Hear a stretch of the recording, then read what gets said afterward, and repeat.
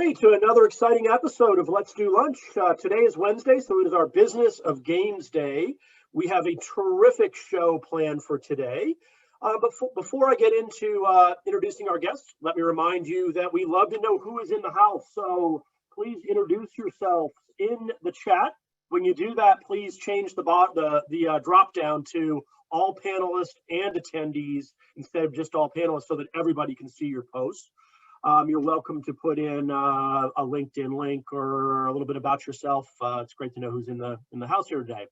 Also, if you have questions for our panel, please put them in the Q&A area just to the left of the chat so that it's easy for our speakers to navigate the Q&A. And we try to get to all your questions. All right, as I mentioned, today's show is really special. We have one of the most experienced game executives that I know, certainly. He has been in senior executive positions at Zynga, Electronic Arts, Microsoft Xbox. He is now CEO of Shiver Entertainment, which I'm sure we'll hear more about. Please welcome John Schappert. Hey, John, great to have you on the show. Thanks, Ned. Nice to be here. Yeah. And our moderator is none other than Mike Vorhaus, CEO of Vorhaus Advisors. Mike, oh my God, and broadcasting live from the Hollywood Hills. Welcome, Mike. Thanks. Welcome to my studio, Ned. John Schappert, how are you? Always good to see Mike Vorhaus. Oh my God, OG Day cubed. So we have been having all kinds of emails, Michael Pachter, all kinds of other guys, Rob Dyer, like, got to see you all. And we got people coming in that we know. So it's going to be a great fun day, an intimate 45 minutes here. John, I think Ned left a lot of important stuff out. Tell me what it was like when you were 20 years old and a college dropout and you were coding Madden. Is that, it was a lot of fun. I'm talking about the important stuff. Tell me about what it was like to code a game 30 years ago.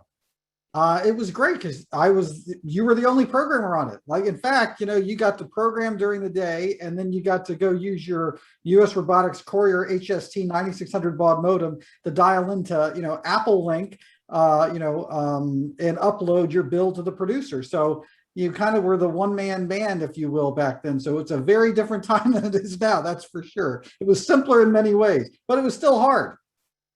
And how in the world did you even get that first job? Fill the audience in. A lot of our friends know, but how did you become let me get this right. You were the first coder on the Madden commercial game made by EA. Is that about right?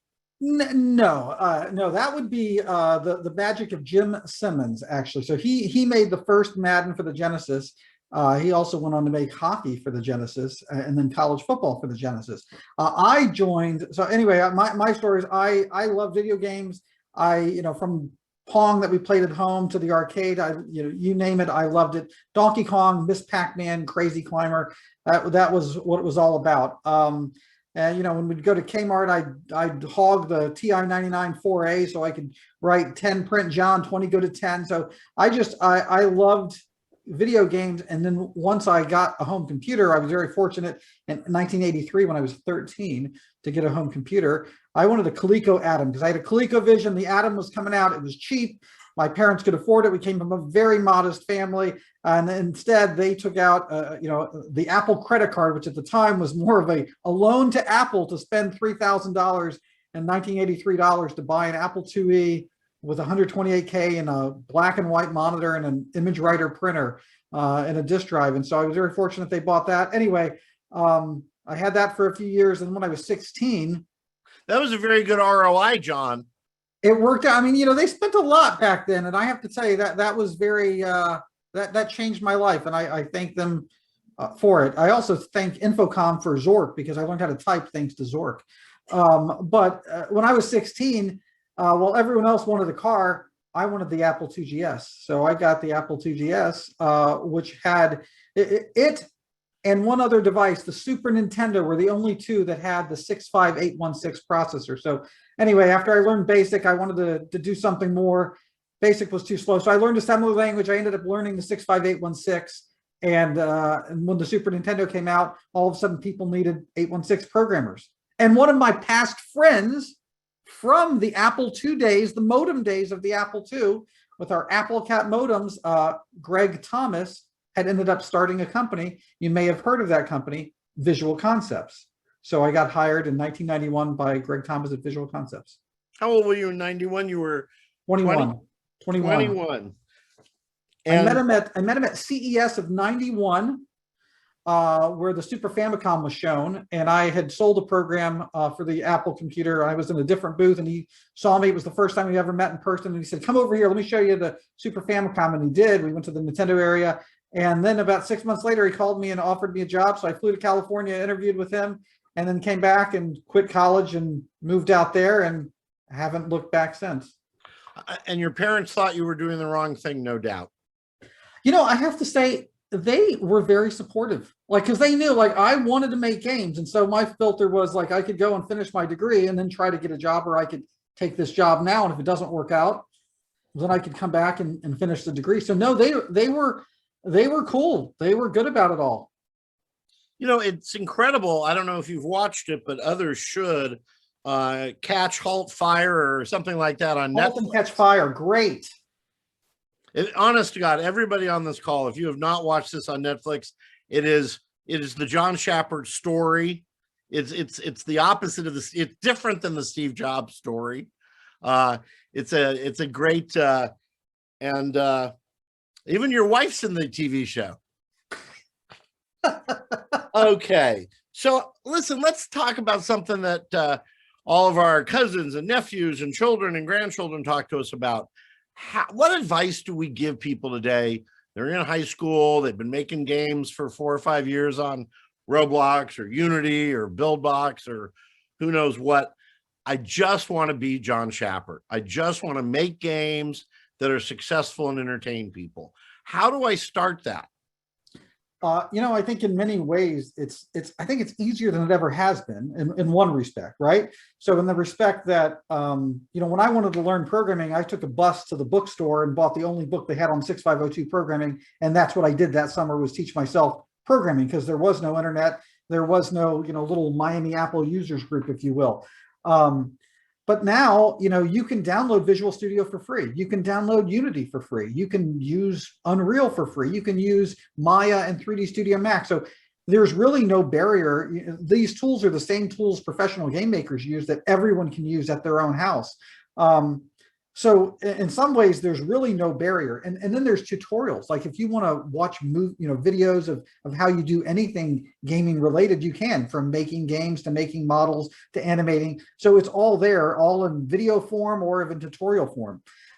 So I think there's really no reason why, you know, people can't kind of immerse themselves into the gaming scene, if you will. I think on the flip side, it is still very, very difficult to get a job in the industry, because there's still not enough jobs for the number of people that want to enter the space. So while I think it's easier to kind of hone your skills and hone your craft, I think you still have to fight to get that job. It's especially hard, you know, on the artistic front and the musician front and game design front. You know, programmers have it a little bit easier because there always seems to be a need for programmers, but you've got to kind of, to me, you've got to do something to stand out. So the advice I give people is the same I give my 17-year-old son, who you've met, who wants to make video games. And, you know, the advice is, well, then do something, right? It's not what you can do, it's what you do, right? So, you know, a lot of people these days, you could even go to video game colleges, or you can go to a mainstream college and get a degree that's got a video game focus, which is great. But, you know, a lot of folks end up with the same, you know, resume. They've got a demo reel that looks a lot like a lot of people's demos reels. They have a resume that looks a lot like other people's resume, and then say, well, gosh, look, I got great grades. You know, a lot of people get good grades, right? So, I mean, you know, so to me, what makes someone special is, what have you done outside of school, right? Like, so have you made your own game on Steam? You know, if you want to be a game maker, make a game, right? And so show us that work that you've done outside of that, because that is really what's going to separate you from the other folks applying for that job. And frankly, the more you do, the better you get. Because I can tell you, the first thing I programmed, you know, on the Apple IIgs wasn't very good. And if that was my first Super Nintendo game, I don't think I'd be here today. But I spent 6 years programming the Apple IIgs, 5, until I programmed the Super Nintendo. So I had 5 years under my belt. And so I was pretty decent. on my first Super Nintendo game, but I had 5 years of experience where I wasn't getting paid and it was just my hobby.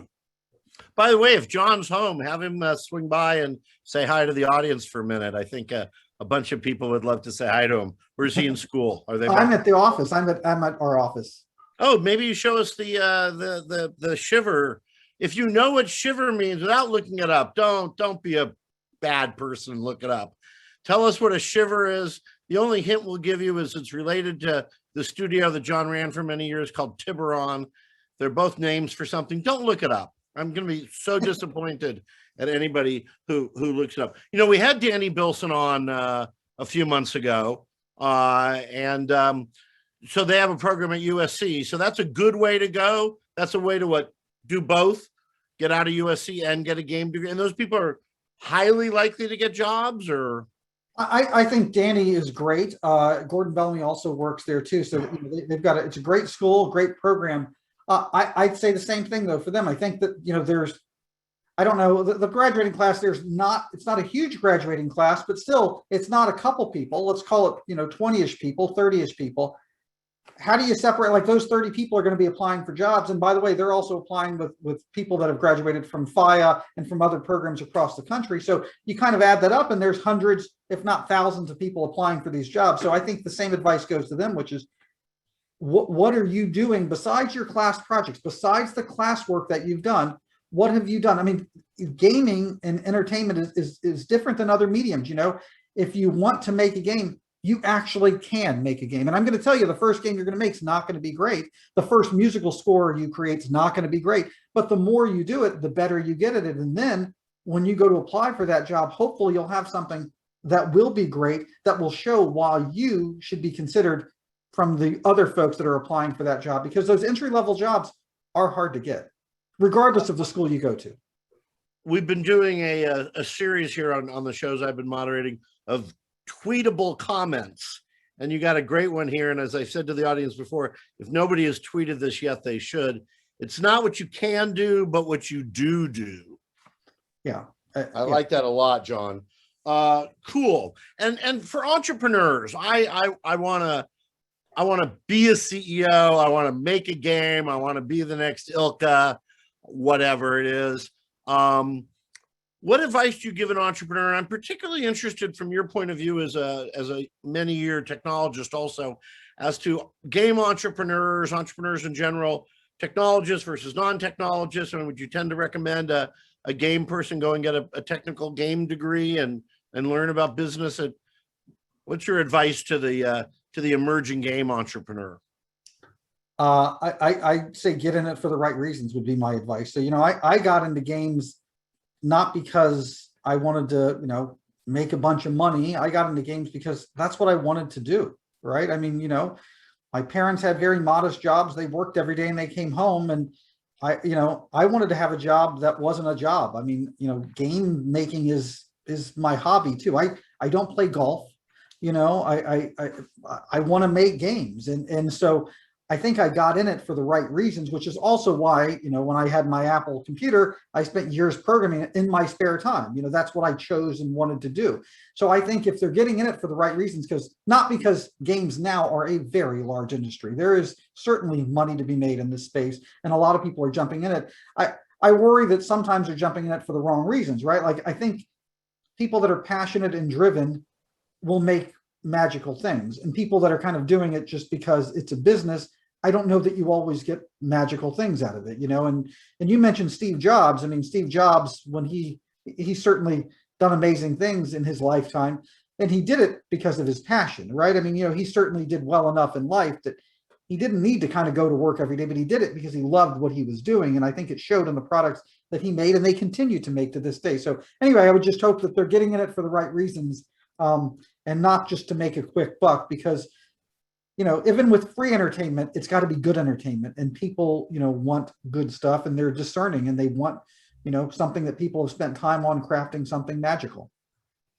I want to talk about culture, and you've been in some fascinating companies, so we definitely, want to talk about the differences amongst them. Talk to us a little bit about, I guess the first really big formal organization you were part of was was what became Tiburon, or was Tiburon. And tell us a little bit about, did you run Tiburon early on, only later on, and then you went on to EA Canada, and ultimately you went to Redwood Shores, where the corporate headquarters is. Were there different cultures at all these places? Yes, the answer is yeah. Every studio, every location within EA has its own culture. So I started Tiburon with Jason Anderson, and then we grew it, and then EA ended up acquiring us in 1998. And I stayed at Tiburon so I ran it and continued to run it even after acquisition until 2002, which is when I moved to Canada. Tiburon's culture was, we want to be the best, right? Like we want to prove we were the little upstart that had left California and come to the little podunk town, in Florida, which is really not a little town, but certainly it wasn't a tech mecca. And we kind of put our little, flag in the ground and said, we're going to make a video game company. And we did. And so we wanted to prove that we were great. So we were very motivated, very passionate, very driven to make, the best football game we possibly could. And I will say that was also a time when there was not an exclusive license. So we had multiple games that we were competing with on other platforms. So we had to be the best because you had 3 football games you could choose from. You didn't have to pick Madden. So it was a very, let's be the best, very competitive, very aggressive. We want to have the best football game possible. Canada had a different culture because it wasn't a studio just centered on football. I mean, Tiburon also had college football, and we also did NASCAR as well at the time.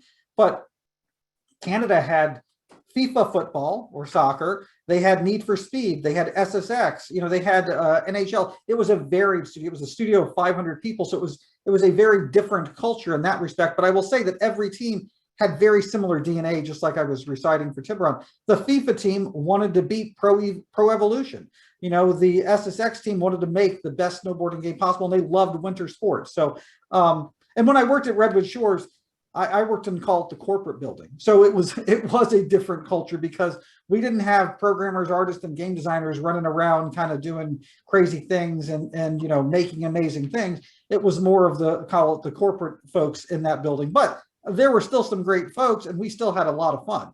So I think that's always been pervasive in games, which is what I think I've been so fortunate is it is a fun industry where you kind of get to pursue your hobby, but also have a career.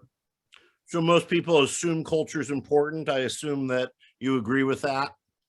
I think culture is very important. It's where, especially in games, which can be very demanding, it's where you spend a lot of your time. You spend more time often with your coworkers than you do your family sometimes at most jobs these days, it seems. You see them all the time. I mean, so I know my son spends more time with his friends at school, every day than I see him because he comes home and does homework. So yes, I think it's really important to work for a company that you like working for, where you like working for, so that they create a culture that you want to stay there, where they're making great games, where they've got a good team, where they've got good camaraderie. And some of my closest friends, to this day are the people I worked with at Visual Concepts in 1991.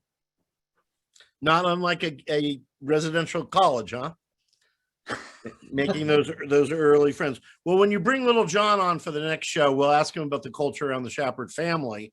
But tell me what's been the culture. What are the important cultural items that you've learned and created and pushed through all of your different organizations? Really important. I think the most important thing is, to hire smart, passionate people, right? And so there's that book, Good to Great, and it's a long book. But I will say there was a little passage in it that, my little nugget, my Cliff's Note assessment was, good is the enemy of great, which was an interesting little anecdote. But we talked about how hard it is to break into this industry. And, if you've got a team of good folks, but you're missing those great folks, are you making something great, right? And not that good people are bad, they're not bad, but you need to have some great people. And it's those are the people that really are game changers. And I'll call out some people. When I got to Canada, we did make some changes. We changed, we brought in some new people to lead some of the franchises. Hanno Lemke took over Need for Speed and took that game that was selling a couple million units every couple years to 12 million units with Need for Speed Underground. We brought in a fellow whose name I'll say in a second to run the FIFA franchise because we were losing share and losing sales to Pro Evolution Soccer. In fact, Madden was outselling FIFA, which is kind of unheard of. Football, non-American football, is the biggest sport in the world. When I left, we had a 70% share and we're outselling Madden football. But that's in no small part to finding great talented people and bringing them in. And that person was Andrew Wilson, who now has a different job than running FIFA. He runs EA. He certainly does, and he's a cool dude to work with. He's a great guy.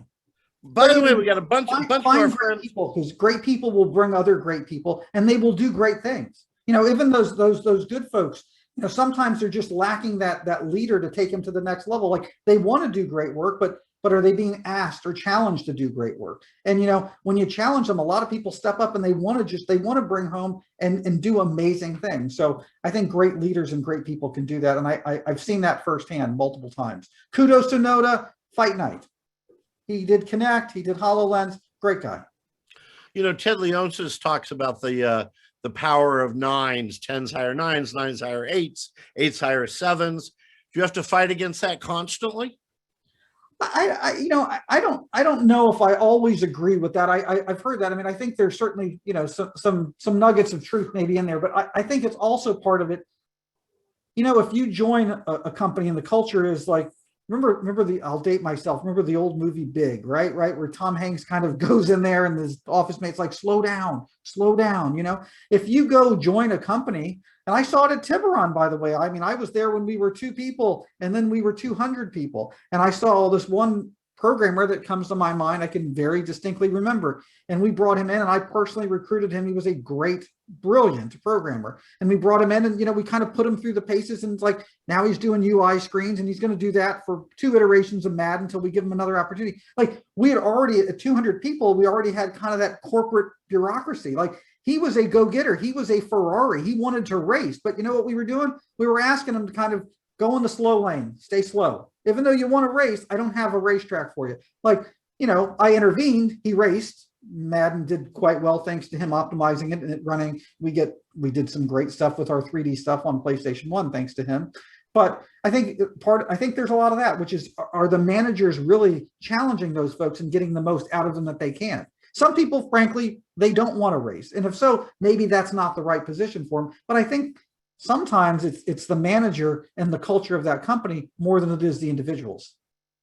So Microsoft is well known for this 10% of the amazing people do whatever you want. 10% are not so great, manage them out. 80% are okay. Maybe the percentages are wrong. Was that something that went into Xbox when you were in the number 2 position at Xbox? Were you guys thinking about people as amazing and people that you had to manage out and how to improve the middle group? Or did the organization just become too big for that sort of thing? Xbox was not, I mean, we had a couple thousand people, which I guess sounds big to people, but it wasn't when we had, you know, 6,000 at EA, right? You know, so it wasn't that big of a group. I loved the Xbox people were awesome. So they, and you know them firsthand like I do, they're just great people. So no, I mean, I think every company, whether, you know, you hear the rumblings on, you know, that of their top rating or whatever, I think, you know, every company kind of manages talent the way that they do. Microsoft managed talent very effectively. They had very good people. If they didn't have good people, then, you know, they needed to step up and they wanted great people. And what I loved about Microsoft was they could do anything. Like, you know, at EA, we'd say, gosh, here's an idea we want to have. Do we have the programmer to do it? That wasn't a question at Microsoft. Hey, here's a great game idea, but guess what? We need a special controller for this game. We can't do that. Microsoft, they can do anything. They can make anything, hardware, software, they can make it. What I saw that they didn't have enough DNA with that I think we brought to the tables, they had folks that have been making operating system in applications for years, but they hadn't been in games their whole time. EA started up in games, you know? So I think we brought some gaming DNA there. Now they had some other people like Phil Spencer, who Phil worked on Encarta.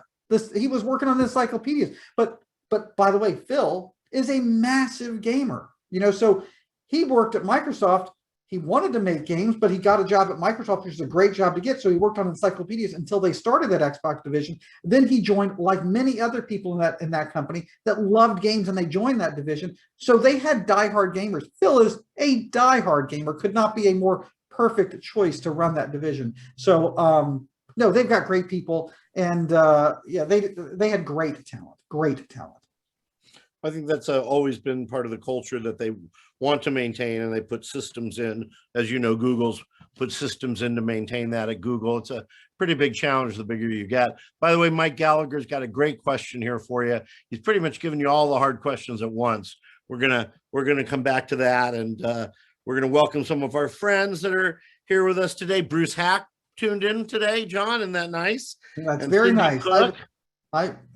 Hello, and Yeah. Kathleen Lilly, our friend from Warner Brothers, also joined. Great. Jonathan Flesher. Love Jonathan. Yeah. Pete Arden, our friend Josh Goodfriend, Tinzar Sherman, for whom we would not have these Wednesdays without her.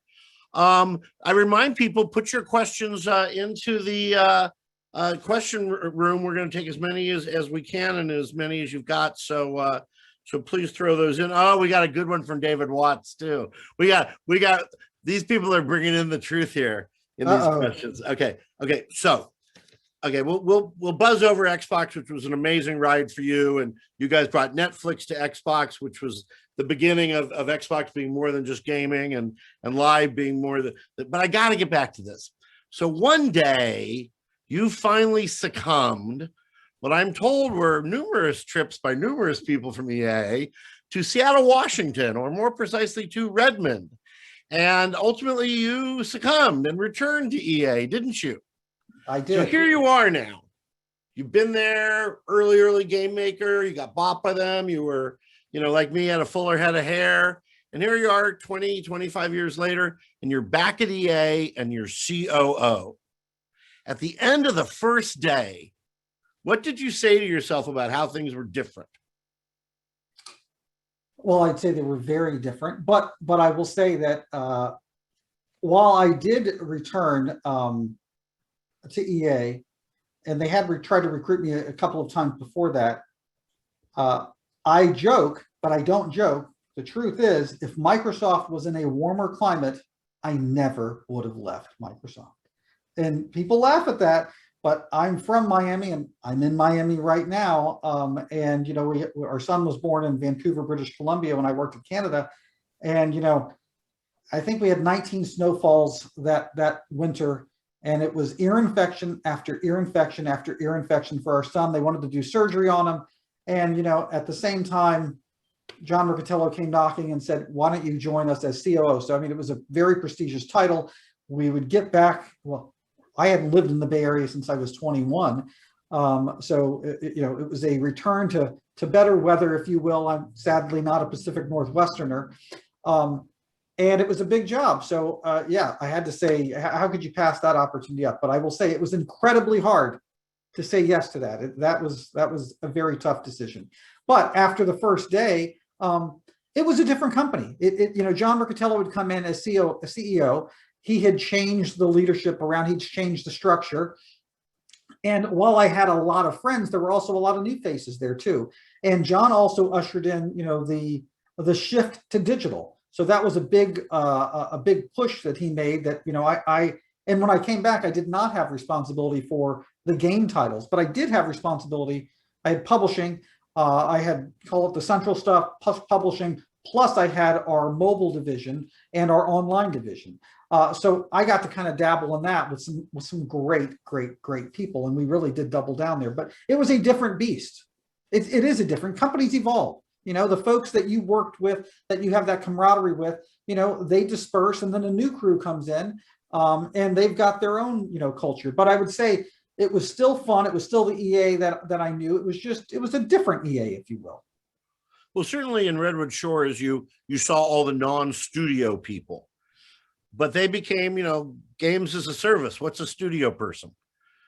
So live ops, it changes everything. And so everybody's kind of a game maker. What really attracted you then, considering the weather stayed the same, But the world's been through a lot of change since the day you got to EA and then the day you left to go to Zynga, a similar title. Was Zynga doing things that were just particularly important to the industry, to you?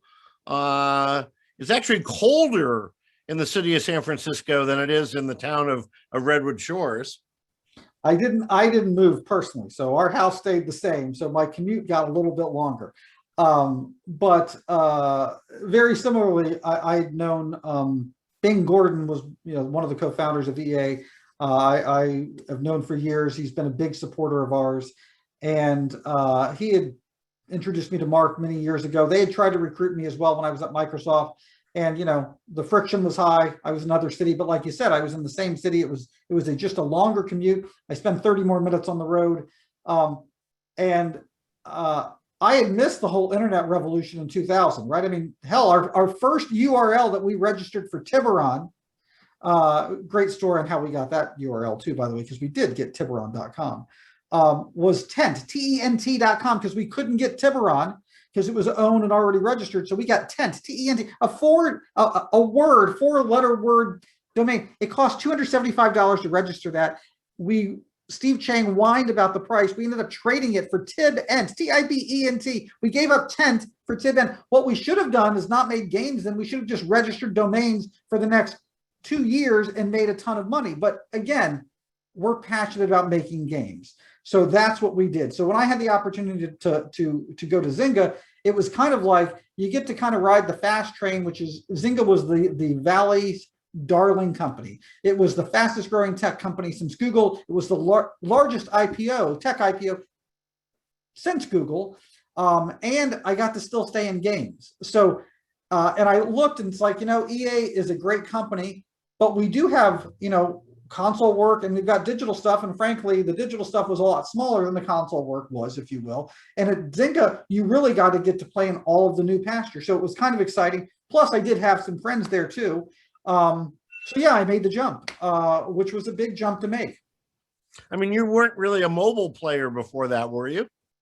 I had, certainly not near as much as the exposure I got at Zynga. I had mobile responsibility, and I spent a lot of time with the mobile group. So we had Jamdat that EA had bought, and it was under my purview.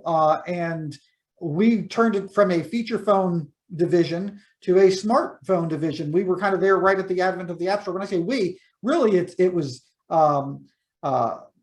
Barry Cottle, Adam Sussman, and Bernard Kim, like those, Bernie, as I like to call them. Those guys were the guys that just drove that. So I spent a lot of time with them. We made numerous acquisitions, and that really was a big growth driver for EA getting into the digital realm, in addition to get things like Origin and FIFA Ultimate Team. So yes, I certainly got, I'd say I was in high school, if you will, at EA, and I certainly got put into maybe graduate school at Zynga in mobile. Are you following Zynga with some attention? Of course, I watch all the gaming space, so I think they're doing great. I think Frank got in there. He hired Bernie. They've got a great team, and very, very talented. They kind of reformed the company, and I think they're doing great. And so I'm very, very happy for the success and wish them much more continued success. So it's great to see them continue to do well. And Matt Bromberg. Yes, they're quite a senior team. And Scotty. And we remember Frank when he was Leslie Mansford's assistant. Frank, ironically, I think when I first started working with EA, my first game was Desert Strike. There's the poster for it right there on the Super Nintendo. And Frank, that was Frank's first marketing, that was the first game he marketed. I think there's a famous story about him with Sims with Pets or something, but I've never gotten a direct confirmation from the presentation. But I guess you guys had a lot of fun pitches at EA. I guess people really made a fun time out of pitching new game ideas, huh? Fun was to be had. The eye of the beholder was fun. Well, like you said earlier on, they could be tough. EA was tough. Oh, you and you've been to a lot of studio reviews. I've been to enough to move to the back of the room. Okay, let's jump into these questions. Give us your other questions here. Okay. Mike's got about a 30-part question here for us. Oh, Mr. gosh. Gallagher. Hey, John, Mike Gallagher here. Great to see and hear you. So what worries you about the industry, especially with big tech under the microscope, privacy, platform relations with publishers and developers? What keeps you up at night? I added the cliche at the end. What worries you? What really worries you about our industry? You know, I don't know that I have any big worries about our industry, other than I think right now, because of the success of the industry over the past year, which, you know, a lot of people have been playing more games and such, I think it's got an added investment, and there's a lot more, call it investment dollars coming in. So, you know, the only thing I kind of worry about with that is, you know, are we going to have more, call it mediocrity kind of happen, or are we going to find, on the positive side, are we going to find that those dollars bring about new innovation and new great games? And I certainly hope it's the latter and not the former. But I think that our space is actually in pretty good shape.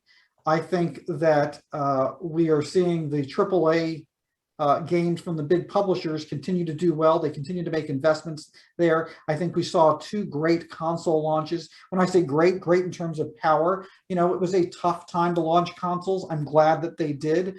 But I think that we still see a lot of opportunity for software on those boxes, right? So I look at that and say that's a growth vector for us. I also like what you're seeing with Apple Arcade. So, I mean, free to play certainly dominates mobile, but it's almost kind of shuttered types of games that are kind of more traditional on consoles, that might have a start and an end, that might have a narrative, that aren't looking to say, gosh, how can I make sure that of the 100 people that play, 2 of them, you know, spend a bunch of money? How about, you know, we kind of get back to an old business model where you pay and I give you just a great experience. So I think Apple Arcade is a very good thing for our space. I think that, you know, you're seeing other people kind of jump in. You know, Google was there for a while. They're still there, but, you know, certainly at a lesser extent. You've got Amazon. I have no doubt we will see other entrants into the space. And I think we're going to continue to see consolidation and acquisitions. Is that a good or a bad thing? That TBD, right? I think it's driving prices up, which I think might be causing the wrong folks to kind of jump in and try to kind of make a go in this space. But I think we've got a lot of positive, you know, tailwinds, actually. Wow, you covered all my follow-ups there. What I didn't cover is I think the opportunity is for the indie studios. I think as these games have become so expensive and you start looking at 4K gaming and the content cost to make this content is so exorbitant, it takes so long, and consumers just expect it, as you should. But I think it makes it harder when you're running one of those big companies to say, okay, well, will we go just spend 50, 80, $100 million to go make this brand new game?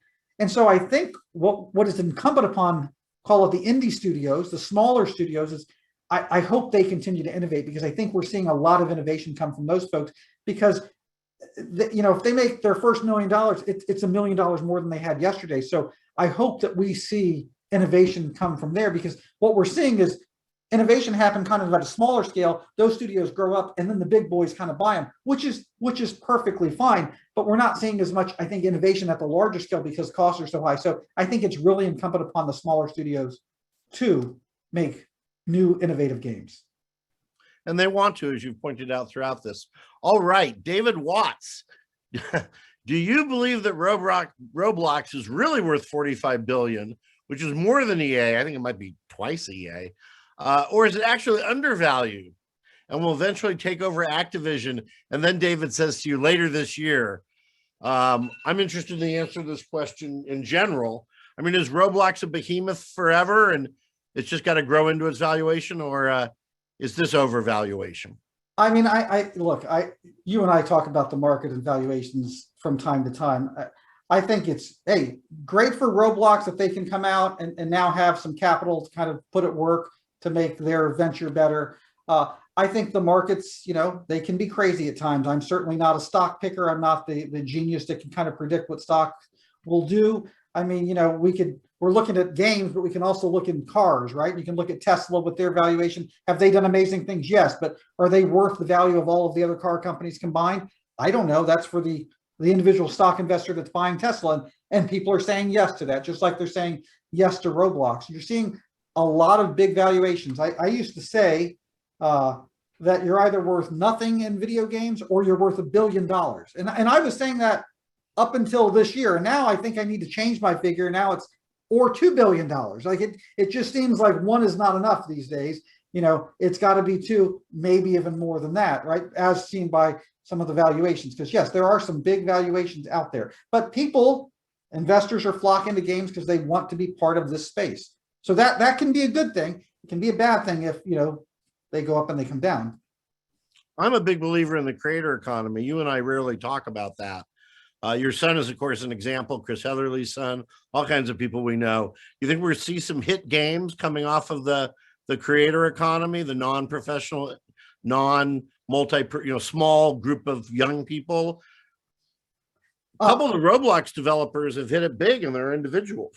I think it's great. I think it's absolutely wonderful, especially anything that gives people the opportunity to kind of express their creativity and do it in a positive way and share it with people. I absolutely love. And I think the onboarding for getting more people into programming is wonderful.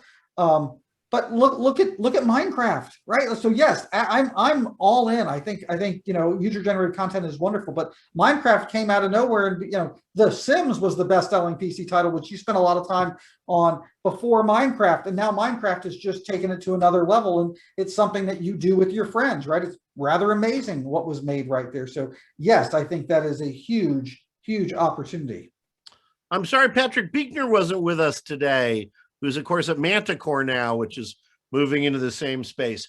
Okay, unless somebody else has, we got a couple more questions. Sarah Blandy, technology advancing quickly, people getting older and more experienced, mixing with the new people. My question is, what do you feel are the biggest growing pains when it comes to the current landscape of the game business?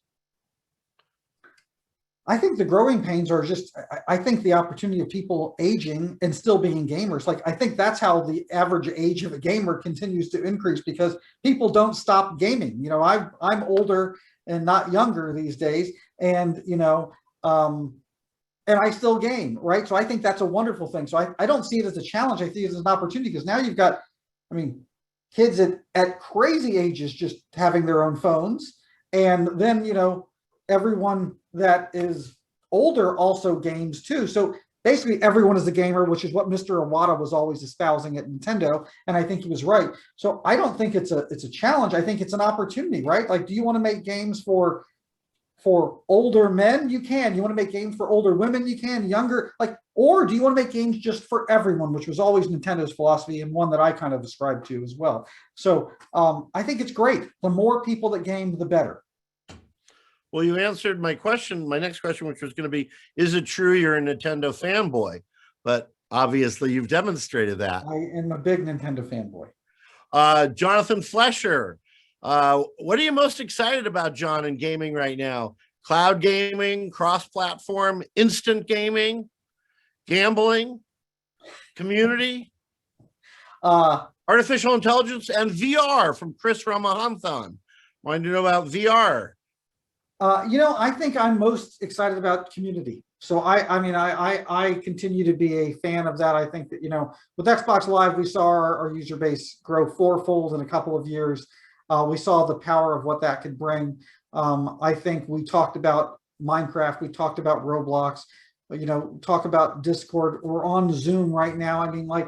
I think community is a huge opportunity. And I think, yes, so that's what I get excited about. When you see games come out like Fall Guys, and it just goes from nothing to a massive hit. I think that's because we want to play with all of our friends. When you see Fortnite, and you can play with 100 players, I think I really like that stuff. I think that's great for the industry. So yes, I get excited about community and multiplayer gaming, if you will. Quick on VR, and then tell us what Shiver's working on, and we'll say goodbye to everybody.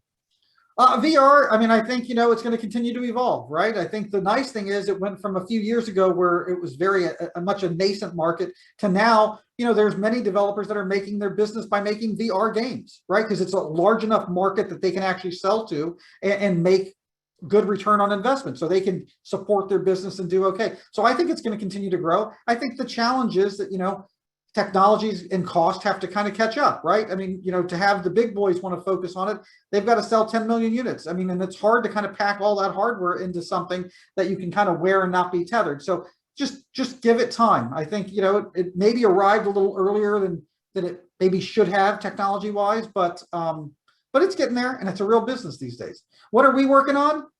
We are working on, we finished Mortal Kombat. We continue to support that with our friends at Warner Brothers. We did that for the Switch. And we're continuing to work on some other new stuff, which we haven't really announced, but some with our friends at different companies and some of our own original stuff that we kind of tinker with. But sadly, we kind of stay so busy with some of the work that we do with some of our friends that we don't really have time to focus on our original stuff as much as we'd like. But I think, hopefully soon you'll see something new from us, whether it's this year or next year, I don't know. But we continue to have fun, enjoying our hobby of trying to make great games and work with great people. That's what we like to do. I want to go to work every day, work with great people, and hopefully make great games that people will enjoy. And if the industry is pretty simple. If you make a great game, you can do well. Yes, discovery is a challenge. Yes, yes, yes. But if you don't make a great game, you certainly won't do well. So hopefully we'll make great games that people will like. That's great. Ned, back to you. Thanks, John. Thank you, John. Thank you, Mike. Really enjoyed the show today. Mike, you always bring a lot of great energy, and John, it's really a pleasure to have you on the show.